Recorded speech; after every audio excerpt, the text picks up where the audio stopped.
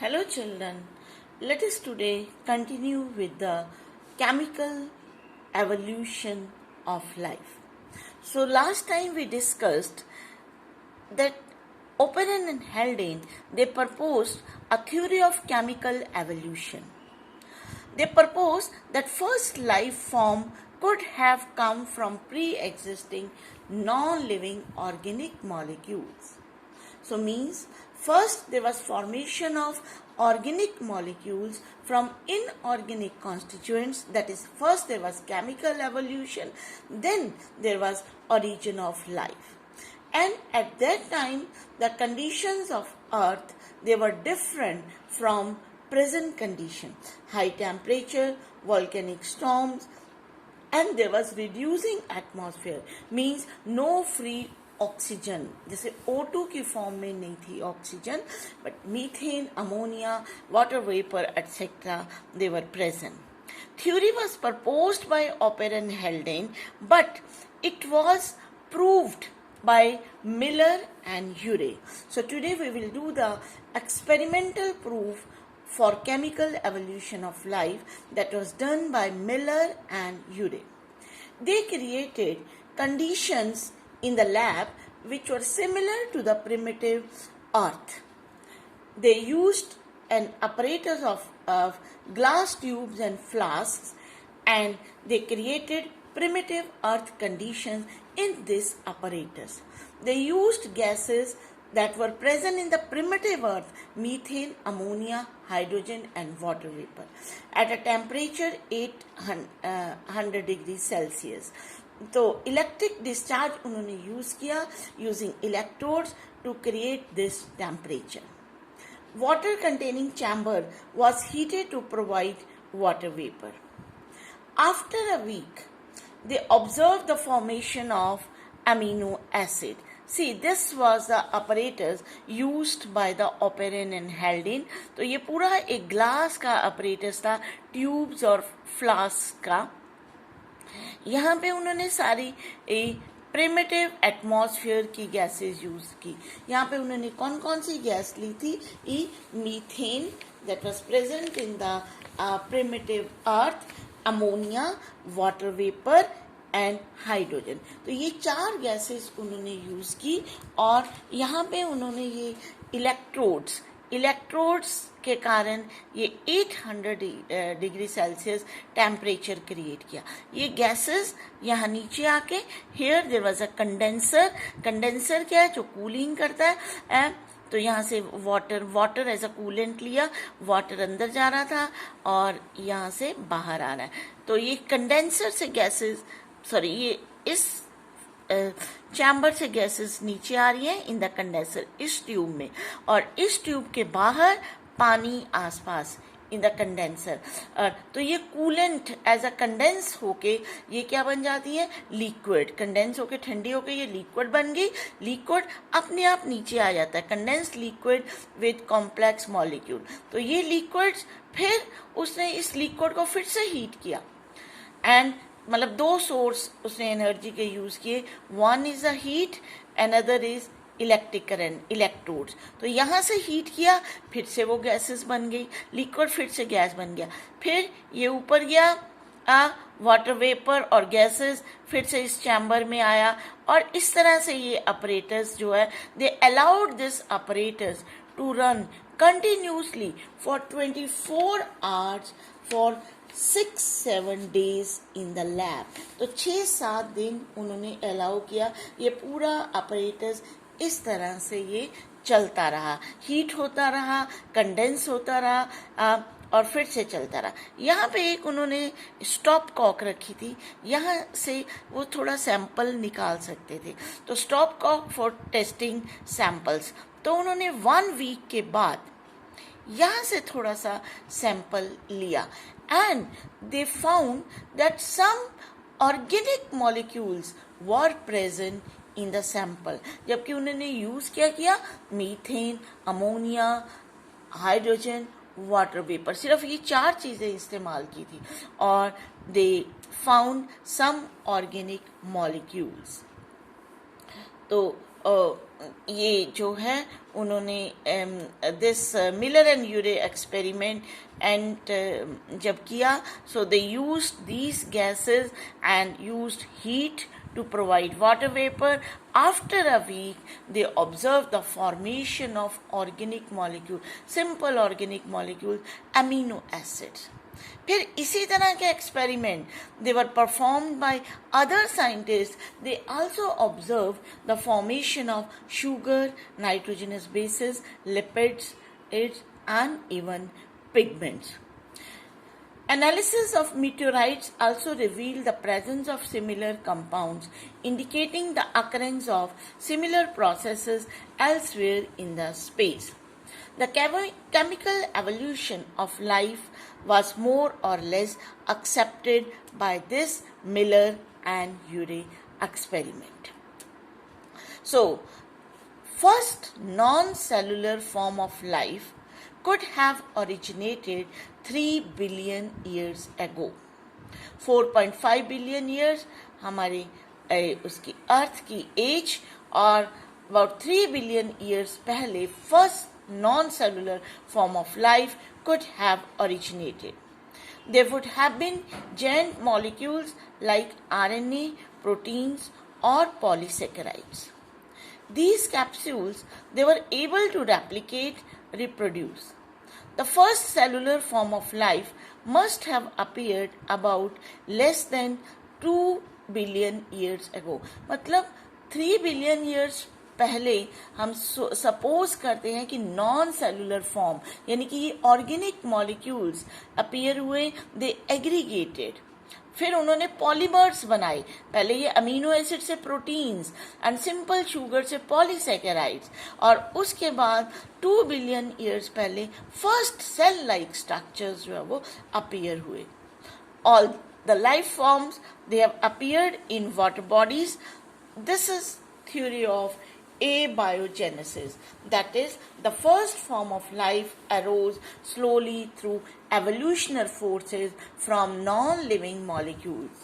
So now it is accepted by the scientists. जैसे हमने देखा था कि ल्यूस पॉस्चर ने बोला था कि life can come only from the pre-existing life. तो का क्वेश्चन क्या था कि फर्स्ट टाइम लाइफ कैसे ओरिजिन हुआ, कि पहले तो जब प्री एग्जिस्टिंग लाइफ नहीं थी तब पहले कैसे लाइफ ओरिजिन हुआ. तो ये यहाँ पे हमने किया कि फर्स्ट लाइफ जो है हम सपोज करते हैं कि पहले केमिकल एवोल्यूशन ही ऑर्गेनिक मॉलिक्यूल्स बने and then there was the origin of life, and then non cellular form and then cellular form. Then first once these are formed, then these single cells, they must have evolved into diverse complex organism of today. But फिर भी question ये आता है कि अगर उस time पे ये लाइफ ओरिजिन हुई तो आज क्यों नहीं होती ना. तो आज जो है वो क्यों नहीं हो रही ओरिजिन ऑफ लाइफ. आज जो है life can come only from the pre existing in life. तो ये भी फिर किया है कि today the atmosphere of the earth is completely change. Now it is not reducing type, it is oxidising type. Now we have free oxygen present in the atmosphere. तो अगर ऐसा कहीं, और moreover there are so many organisms are present in the अर्थ.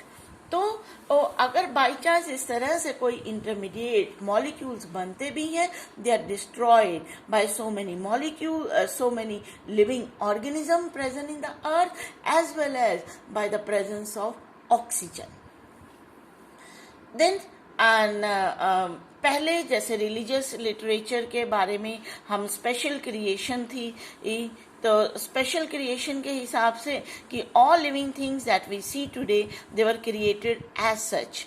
मतलब diversity पहले से ही इतनी थी और यही फ्यूचर में रहेगी. तो ये ideas they were challenged by the Darwin. जब उसने सी वॉयज किया, उसने ऑब्जर्वेशन की, he concluded that existing living forms they share similarities to various degree, not only among themselves but also with the life forms that existed millions of years ago. तो जब उसने ये अपनी सी voyage की थी तो उसको बहुत सारी ऐसी ऑब्जर्वेशंस मिली कि नहीं, एंशियंट में कुछ और ऑर्गेनिजम्स थे, अभी कुछ और हैं, कुछ एक्सटेंट हो गए हैं, और बहुत सारी सिमिलैरिटीज है, जिससे पता चलता है कि देयर वाज एवोल्यूशन। ये ऐसा नहीं है कि लाइफ जो पहले क्रिएट हुई थी बिल्कुल वैसे की वैसी है। So organisms have undergone gradual evolution due to variation of characteristics which enable some to survive better in natural condition. They would outbreed others that are less endowed to survive under such natural condition. तो उसने refer किया fitness of the individual, fitness of the population, reproductive fitness. तो इसने एक theory the natural selection and Darwin ने कि there are so many variations are present in the population. Only those organisms which are better fit in environment and they reproduce in a better way successfully, they will survive more, and hence they are selected by the nature. So natural selection, that is a mechanism of evolution. So all the existing life forms, they share similarities, shared some common ancestors. These ancestors, they were present at different periods in the history of Earth. They also concluded that Earth is very old, not thousands of years. जैसा कि special creation वाली theory ने कहा था कि ज़्यादा पुरानी नहीं है, लेकिन this Earth is very old. The geological history of Earth, with advancing studies on evolution, scientists they were able to conclude that Earth is billions of years old. तो जैसे अभी हम सपोज करते हैं 4 billion years old. And geological time scale, that is divided into eras, periods and epochs. Rocks, they are formed by sedimentation, and there are arrangement of sediment one over the other during long history of Earth. Different sediments, they contain different life forms. अगर हम देखेंगे तो ऊपर वाले segments में कोई और different life forms है, डीप सेगमेंट में कोई और डिफरेंट लाइफ फॉर्म्स है. Certain organisms they got extinct during these phases like dinosaurs. Those found towards upper layer resemble modern organism, while in the deeper layers they were the simpler and older forms. Then evidence, we get lot of evidences for evolution. So evolution evidences is they are from the different categories, different fields से हमें evidences मिलते हैं. Paleontology means fossil study से हमें बहुत सारे evidence मिलते हैं. Then embryology, if we study the embryo development of the different life forms we get evidence of evolution. Then if we compare morphology and anatomy, means internal and external structure of different life forms, again we get homologous and analogous structure. So many evidences are there for the evolution. So molecular homology, biogeography means studying different geographical regions, life forms in different geographical regions. There also we get lot of evidences. So paleontology means study of fossils found in the rocks to support organic evolution. Study of fossils from different sedimentary layers indicates the geological time period in which the organism existing. Fossil से हमें क्या क्या evidence मिलते हैं? हमें ये पता चलता है कि वो फॉसिल यानी कि वो लिविंग ऑर्गेनिज्म किस पीरियड में थे, मतलब उनकी अप्रॉक्सीमेट एज हमें पता चलती है. Life forms they varied over time and certain life forms were restricted to certain geological life span. तो किस तरह से वेरिएशन आई विद टाइम और किस तरह से पर्टिकुलर जियोलॉजिकल टाइम पीरियड में कौन कौन सी लाइफ फॉर्म थी. New forms of life that have appeared at different times in the history of earth. तो paleontological evidence से we can know the ये जैसे fossil study, these are the different fossils. Fossils are the dead remains of the plants and animals that get buried under different layers of earth. तो कुछ ऐसी conditions थी जहाँ पे वो decay नहीं हुई लेकिन वो buried हो गए और वो हमें पूरे evidence देते हैं. जैसे कोई लीफ है तो इसमें वेनेशन हमें पता चल रही है, कोई लिविंग ऑर्गेनिज्म है, ये उसके इम्प्रेशन, जरूरी नहीं है ऑर्गेनिज्म, इम्प्रेशन किसी के pollen grain seeds, they are found as the fossil. तो किसी इंसेक्ट्स, किसी ट्री ट्रंक्स के जो फॉसिल्स हैं तो दे गिव एविडेंस. तो फॉसिल से हमें एक तो उनकी अप्रॉक्सीमेट एज पता चलती है कि वो ऑर्गेनिज्म कहाँ थे, उनके कुछ कैरेक्टरिस्टिक्स, देन एरिया कहाँ पे, जहाँ से फॉसिल मिलेंगे तो नेचुरली उसी एरिया में वो होते हैं, तो कहाँ उनका हैबिट था. तो ये सारे एविडेंसेस जो है हमें उनके स्ट्रक्चर के बारे में फॉसिल स्टडी से मिलते हैं. Fossil, they also tell us about the connecting links. तो कुछ दो ग्रुप्स के बीच में जो कनेक्टिंग लिंक्स है जैसे आर्क्योटेरिक, वो भी हमें फॉसिल स्टडी से ही पता चलता है कि किस तरह से कनेक्टिंग लिंक्स जो हैं they were present earlier. Then next, embryological evidence and morphological anatomical evidence we will take next time. Thank you so much.